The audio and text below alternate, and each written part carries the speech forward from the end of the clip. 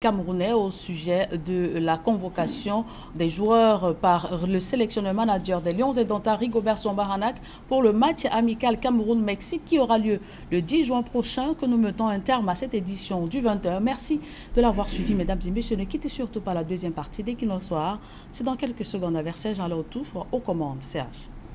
Chantier naval industriel du Cameroun, le malaise persiste. Après les employés permanents qui revendiquent plusieurs mois d'arriérés de salaire, c'est au tour des ex-temporaires de réclamer le paiement de leurs droits sociaux.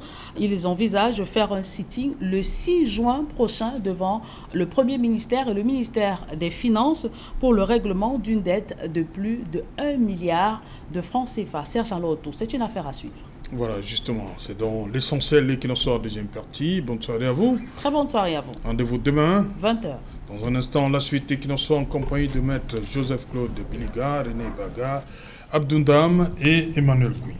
Emmanuel Kouy, parce que vous voyez ce qui se passe au chantier naval industriel du Cameroun aujourd'hui, il y a un réel contraste avec ce que représentait cette entreprise il y a quelques années.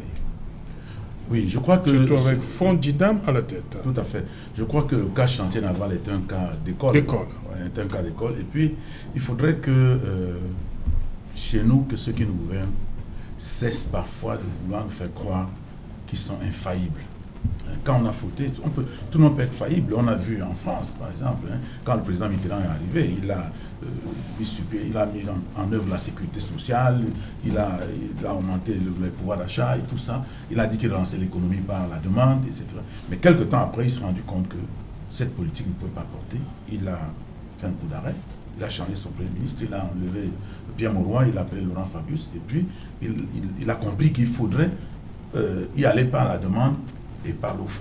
Et puis il a changé de méthode. Moi, je crois que ce qui s'est passé au chantier naval devrait amener nos autorités à comprendre que quand on a pris une mesure, par moment, on peut se rendre compte qu'on s'est trompé.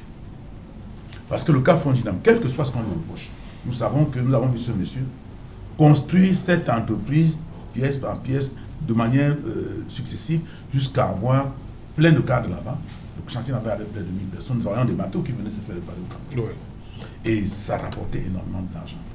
Mais on savait aussi que c'était le projet de Fondidam. C'est-à-dire qu'il était à la base de ce projet, il avait des relations personnelles dans les États comme l'Angleterre et tout ça, qui envoyaient des bateaux au Cameroun pour faire réparer. Tout le monde le savait.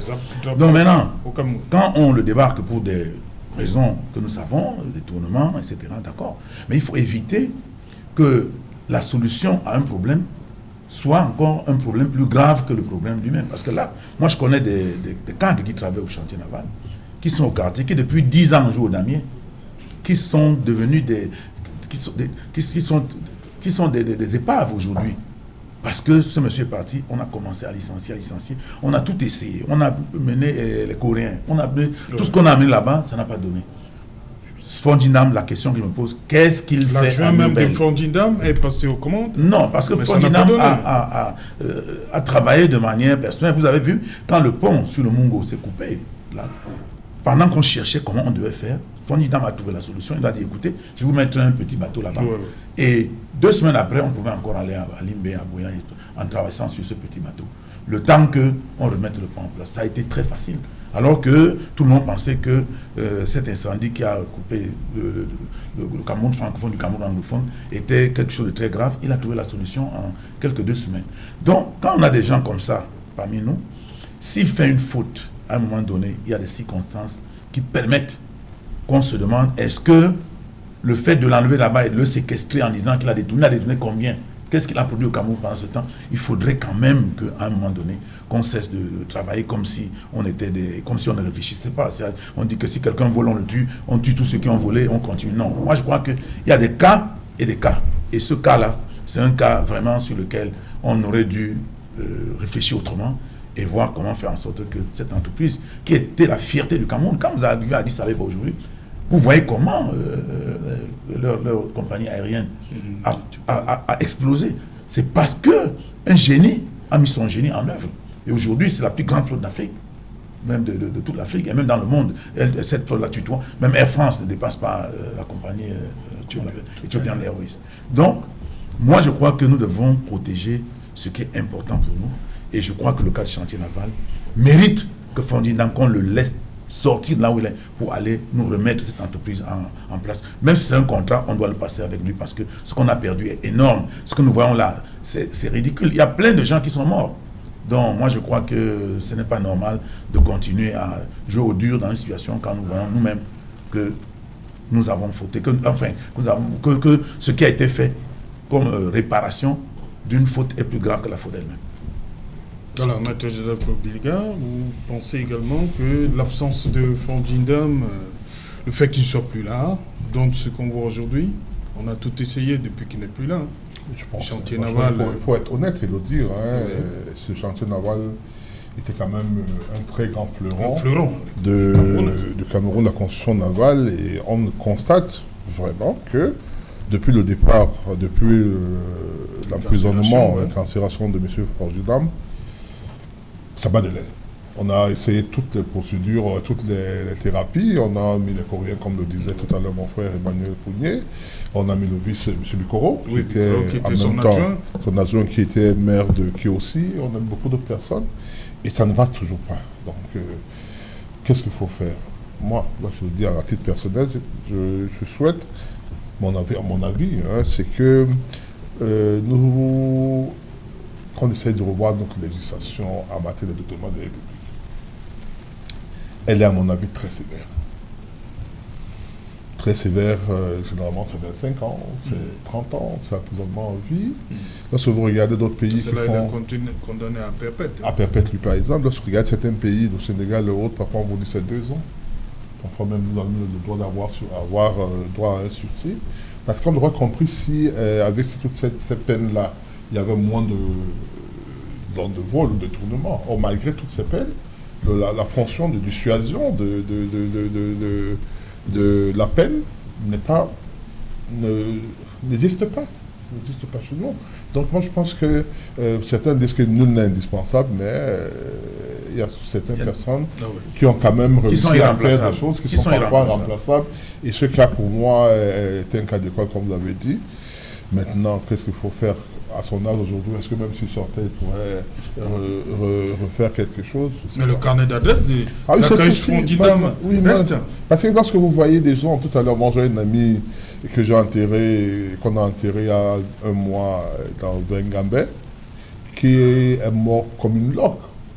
Ce monsieur a travaillé au chantier naval et quand on le voyait, on avait tous... on l'enviait en disant ça ici, et par la suite, il a fini comme tu dis. Ils sont nombreux comme ça.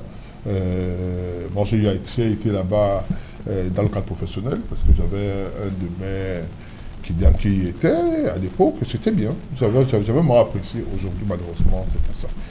Maintenant, qu'est-ce qu'il faut qu'on se dise? Peut-être pourrons-nous trouver un jour un oiseau rare qui pourra redécoller cette entreprise, c'est le souhait de tout le monde. Et tout à l'heure, M. Pougnier parlait de ce pays qu'on appelle l'Éthiopie. Nous, on voit quand on parle d'Éthiopie, c'était péjoratif. On disait tu es maigre comme un Éthiopien. Aujourd'hui, lorsque vous arrivez à l'aéroport d'Addis Abeba, vous vous demandez si vous êtes en Afrique.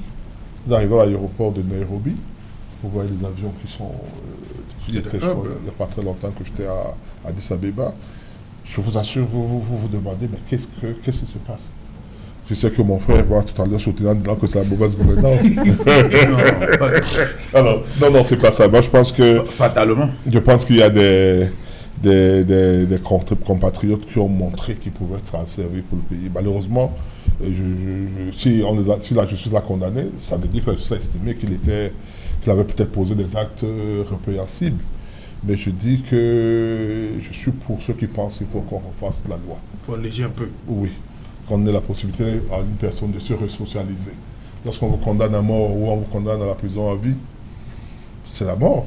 Vous n'avez aucune chance de revenir pour vous resocialiser dans la matière de détournement des deniers publics. Parce qu'on a une législation, j'aime le dire toujours ici, l'une des plus sévères. Je crois qu'on met la Chine Il n'y a aucun autre pays qui a une nation aussi sévère que la nôtre en matière. Malheureusement, ça ne décourage pas les gens. C'est malheureusement ça, c'est ça que je suis en train de dire. C'est-à-dire, malheureusement, ça ne décourage pas les gens. Parce que si quelqu'un savait que lorsqu'il a volé plus de 500 000, il encourt peut-être au moins 10 ans de prison, je pense qu'il serait un peu moins... Mais seulement les gens le font. C'est de toujours que on arrêtera celui-là qui est malchanceux, mais on ne va pas arrêter. Et en plus, j'aime bizarrement dire aux gens que cette idée qui est trop répandue, qu'on a répandue partout en disant que ce qu'on arrête, c'est dans le cadre politique, a été contre-productive dans la lutte contre les demandes des deniers publics, dans la mesure où tous les gestionnaires de fonds publics qui estiment qu'ils ne sont rien concernés par la politicienne en tant que telle, se disent que même si nous volons, on ne m'arrêtera pas parce que je ne suis pas dans le cadre, je ne suis pas un homme politique qui voudrait prendre le pouvoir. Or, ce n'est pas ça. Il y a beaucoup de gens qui vraiment ont pu mettre la main dans les fonds publics et qui méritent d'être emprisonnés sans qu'il y ait forcément une corrélation avec leur activisme politique. Mais moi je pense et j'insiste pour que autant ceux qui combattent, qui se battent pour qu'il y ait ce qu'on appelle qu'il n'y ait plus de peine de mort, c'est-à-dire l'abolition de la peine de mort, je suis de ceux qui pensent qu'il faut qu'on allège qu'on permette à ceux qui ont posé des actes contre la fortune publique qu'il y ait une possibilité de resocialisation, de rentrer dans le circuit économique. Et le cas de Force du Nam est un exemple patent. Imaginez-vous que si on avait considéré par exemple qu'il avait fauté et qu'on l'aurait condamné peut-être en 5 ou 6 ans et qu'il payait sa dette vis-à-vis de la société, il aurait bien pu revenir et bondir. On a vu des anciens prisonniers ici au Cameroun qui sont devenus, je ne cite pas le nom, jusqu'au plus haut niveau de l'État. Donc on aurait bien pu toujours les remettre en scène, sur scène, pour pouvoir faire marcher ce ferron qui était le chantier là-bas. Voilà, André Baga, pour vous également, il faut faire revenir le soldat. Vous faites quelque chose pour le soldat Fondina? Ces gens-là, on dit souvent, pour des institutions fortes, il faut des hommes forts. Oui. Je crois que la situation que présente le chantier naval aujourd'hui est vraiment désolante. Et je crois que cette entreprise, finalement, n'a pas fait l'exception des autres entreprises à capitaux publics. Nous voyons que vraiment le chantier naval peine à décoller depuis le départ de M. Fondjindam. Bon, c'est encore beaucoup plus désolant parce que la vie des Camerounais y est engagée si le gouvernement du Cameroun pense que le chantier naval n'est plus productif, qu'on ne peut plus assurer les salaires, qu'on ne peut plus en fait assurer la main courante dont il est judiciable que cette entreprise soit fermée et que les Camerounais aillent se chercher ailleurs que de leur vendre de l'illusion, parce que ça ne sert à rien de savoir, de sortir tous les matins dans votre famille, on sait que vous travaillez quelque part et qu'à la fin du mois... Est-ce que c'est la solution? Mais là, social il va falloir solder. Hein. C'est vrai, c'est pas bon. Moi, vous allez me dire que c'est pas la solution, mais moi je trouve que ça empire encore plus. Non seulement cette entreprise est en train d'engloutir d'autres milliards, parce qu'il faut le dire, il va falloir maintenant payer des milliards pour relancer l'activité du chantier naval, et pour finir, pour arriver à la fin à un résultat. Nous avons une partie qui donne à la mer, dont le Cameroun ne peut ne pas. Moi, je trouve qu'on ne peut ne pas vivre sans une entreprise comme celle-là. Oui, nous ne pouvons pas vivre sans une entreprise comme celle-là, mais il faudrait qu'on se rende à l'évidence. Une entreprise qui est contre-productive, une entreprise qui n'apporte pas Pourquoi elle est devenue contre-productive? Mais justement parce qu'on peine à trouver, ou alors le gouvernement du Cameroun n'a pas encore trouvé une solution, ou alors l'homme providentiel qui relèverait, et il faut le dire. Il y avait un homme. Justement, Serge Alain, au Cameroun aujourd'hui, au Cameroun aujourd'hui, si vous regardez dans la plupart des entreprises qui sont là, vous allez vous rendre compte que ce ne sont pas des hommes en mission.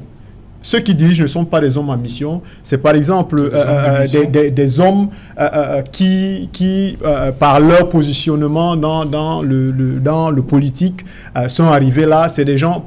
Il y a même d'autres qui n'ont aucune connaissance dans la matière de l'entreprise qu'ils dirigent. Donc, je crois que c'est dans ce cadre que s'inscrit le chantier naval. Il faut trouver l'homme qui a une parfaite maîtrise, et même dans ce cas, un homme qui a un carnet d'adresses assez étoffé pour pouvoir relever cette entreprise. Ça ne sert à rien. C'était le cas de Zakaï Fondindam. Bien sûr, cette entreprise fonctionnait parce que Fondindam avait un carnet d'adresses assez fourni. Il avait une connaissance. Il avait une vision de là où devait aller l'entreprise. C'est pourquoi le chantier naval est devenu le fleuron, comme Maître Bidiga le dit. Aujourd'hui, est-ce que c'est des hommes engagés également, ou alors qui portent une vision d'une entreprise qui doit produire, qui sont là?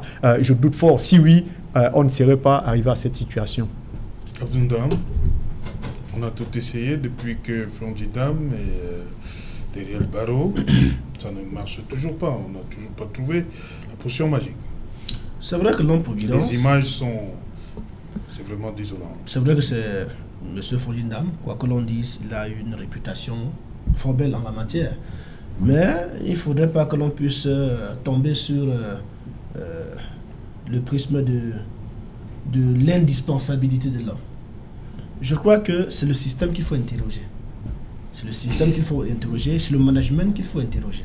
Parce qu'à partir du moment où il y a une traçabilité, à partir du moment où il y a un plan de développement, à partir du moment où il y a une vision pour l'entreprise, ce n'est qu'un manager qui veille à ce que les principes ou encore les exigences qu'on s'est s'auto-fixées soient réalisées.